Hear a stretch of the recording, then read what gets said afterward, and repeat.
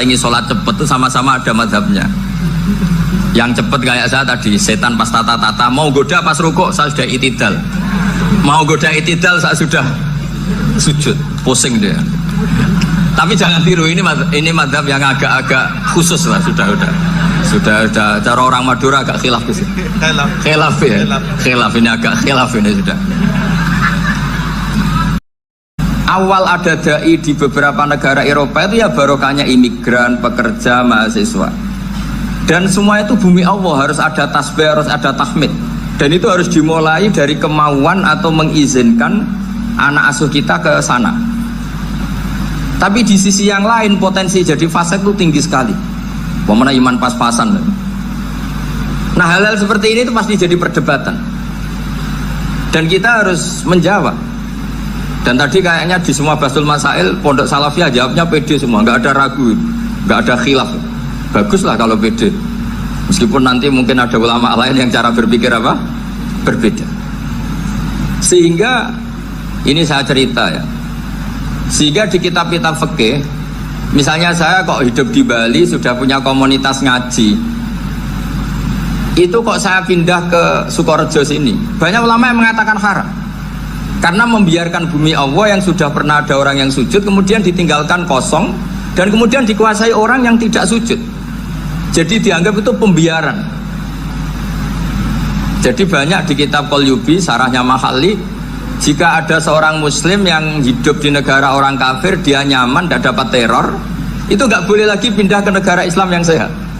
Karena takutnya li Allah yastau lial kafir tilkal buka, supaya bumi itu tidak dikuasai orang kafir. Jadi ini hal-hal yang para fuqaha itu harus berdebat. Karena ini masalah-masalah furu'iyah. Sehingga mulai dulu ya banyak ulama yang nyun sewu berpolitik, mulai Wali Songo sampai sekarang alhamdulillah yang minat banyak. Mungkin bedanya ikhlas sama tidaknya. Tapi kalau saya pernah dikeluhin utusan dari ya komunitas Islam Indonesia itu dulu itu ceritanya banyak yang dari Kamboja. Dari kalau dulu orang cerita itu orang Cempa. Itu setelah di Indonesia besar Wali Songo dan Brawijaya 5 itu sudah mulai oleng, itu singkat cerita mereka berpikir ingin bikin kerajaan apa? Islam di Demak Mintoro dengan raja pertama yaitu Raden Fatah, karena Raden Fatah ini putra Brawijaya. Padahal setelah jadi kerajaan ini era cucu sudah konflik, berebut kekuasaan.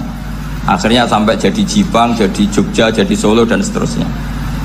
Tapi kata Mbah Mun itu tetap barokah. Karena orang Islam terus terbiasa mimpin. Sekeliru-keliru sidik, sebagai orang Islam biasa mimpin.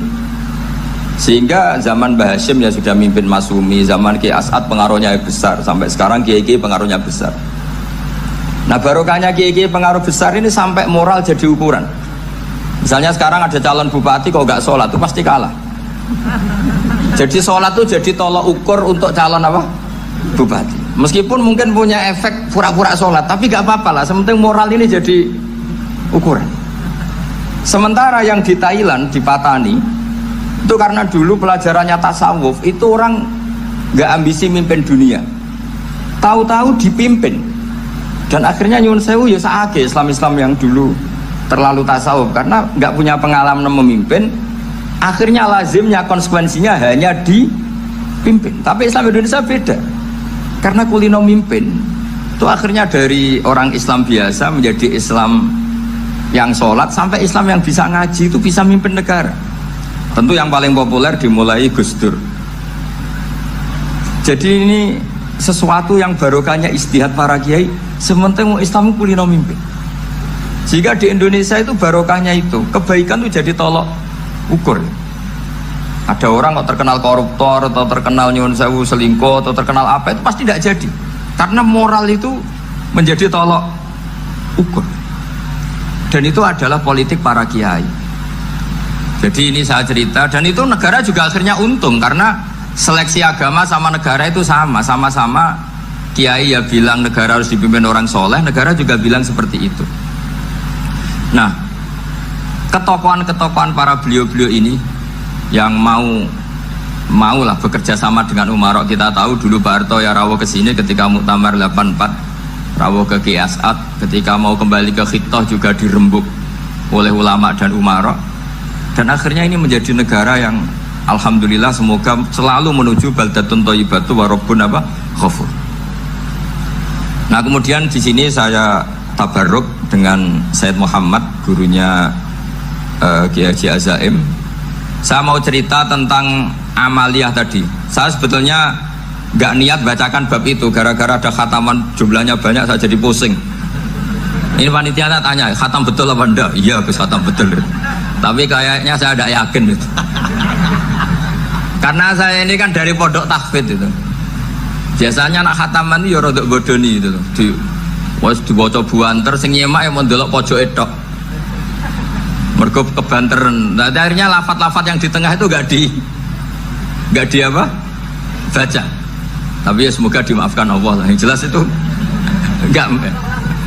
Tapi saya mau cerita ya. Jadi cara berpikir Said Muhammad ini nanti juga saya teruskan di Ma'had Ali. Ini saya baca ya. Di antara yang diyakini madhab Malikiyah, ini saya baca saja teksnya. Jadi ada riwayat namanya, kalau Said Muhammad bahasakan itu Ataqah Somadiyah. Kalau di Indonesia kadang orang bilang Al-Ataqah Al-Kubro, yaitu dengan membaca surat Ikhlas. Di sini jumlahnya hanya 100 kali, kila 1000 kali. Tadi berapa semua? 700 juta ini sudah susuk banyak ini. Di sini hanya 40, riwayat lagi 100, 1000. Terus sampean tadi berapa? 800 juta. Wah, ini sudah susuk ini. Itu anak cucu sampean pasti masuk surga itu kalau bisa. Ini saya baca, ini kitabnya Said Muhammad ini. Suratul Ikhlasi wal Itqu minan nar. Akhrajat Tabrani fil Kabir an Fairuz ad-Dailami wa Ibnu Ukhtin Najasi. Waqad khadaman Nabiyya sallallahu alaihi wasallam. Orang ini jadi khadimnya Nabi. Qala Rasulullah sallallahu alaihi wasallam, "Man qara'a qul huwallahu ahad mi'ata marratin fi shalat ghairiha katabahu lahu bara'atan minan nar." Ini hanya berapa ini? Mi'ata marrah. Berarti kalau satu orang itu cukup 100. Tadi sudah untuk 7 turunan tadi, untuk orang untuk 7 turunan. Ya, sudah susuk ini, sudah susuk ini. Aduh, ribet ini. Nah, ini tak cari pembenarannya ini supaya keren. Ini di halaman 188 Abwabul Farad. Warwa Ibrahim bin Muhammad Al-Khiyari fi fawaitihi an Hudzaifah marfu'an. Man qara'a qul huwallahu ahad alfa marratin faqad ishtara nafsahu minallah. Berarti 100, ada riwayat lagi 1000. Nanti tak carikan lagi yang berapa? 1 miliar mungkin. Jangan banyak-banyak. Nah, ini saya baca ya. Wa hadzal adatu huwa al-ma'rufu bi ataqatis somadiyah. Wa qad nassa jama'atun mutaakhiril malikiyah ala istihbabi ataqatis somadiyah wa haddu ala qiraatiha wa istimaliha. Minhum Asy-Syaikh Abdus Salam Al-Asmar sak teruse ini. Jadi kullu haula'i istahabbu ataqatas somadiyah ma'atirafi ba'dihim kal Misnawi bi syiddati fi hadisiha. I'timadan ala anna hadza minal fadha'il allati yutasahalu fiha. Faman sa'a yasta'milaha roja'a khusula ma fiha fala ba'sa bidzalik ala syarti alla ya'taqida thubuta dzalika anin nabi sallallahu alaihi wasallam hatta la yaqa fil kitsbi alaihi. Jadi intinya itu silahkan Anda bikin jumlah sesuai versi Anda. Yang penting Anda jangan kampanye kalau itu perintah Kanjeng Nabi Muhammad sallallahu alaihi wasallam. Karena kalau kamu atasnamakan Nabi kemudian jumlahnya sampai 800 berapa? 800 juta, berarti Nabi mengajarkan masyaqqah pada umatnya.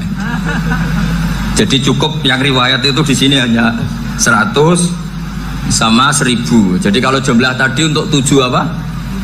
Turunan. Jadi kamu harus ditutup dengan doa, ya Allah, semua itu bukan untuk saya tapi untuk 7 turunan. Tolong catat ya Allah, karena itu. Jadi artinya gini loh ya, orang Indonesia yang sering mempraktekkan ataqah somadiyah itu bukan tanpa dalil. Ternyata dalam madzhab Maliki, saya masih ingat ketika mbah saya kandung, bapaknya bapak, asmane Mbah Nur Syam, itu wasiatnya minta dibacakan 4000. Yang baca pas itu ya bapak sama anak-anaknya. Dan kemudian alhamdulillah zaman akhir itu mulai agak ngawur. Kalau ada acara itu wong liya kon maca anake mlebu metu gak melok maca. Itu keliru, saya jamin itu keliru. Saya sering kalau mimpin di rumah, kalau yasinan di tonggo-tonggo kok anaknya gak maca saya keluar. Bapakmu wong liya kok kon maca kata saya gitu. Jadi itu menurut saya itu yang jelas saya sampai ngisi begini. Yang ada riwayatnya itu idza mata ibnu adam min qata amaluhu illa min salatin shadaqatin jariyah au ilmin yuntafa'u bi awaladin sholihin yatullah. Itu tidak ada di hadis au kiyayin sholihin yatullah kata. Yang ada itu awaladin apa? Sholihin. Jadi anaknya harus ikut, kalau tidak ada usaha kata. Akhirnya anaknya do tinggi Gus nggih. Akhirnya tak kei jagung paling akeh kula mendet sithik. Wong aku anake kok. Kadang-kadang enggak, orang lain baca buahnya anaknya mau mlebu metu mau enggak manggakno tamu mbek rokokan. Itu harus ditobatkan itu. Keliru itu. Karena nasnya bukan awkiyayin sholihin tapi awaladin sholihin. Ini bukan provokator, ini memang ya seperti itu.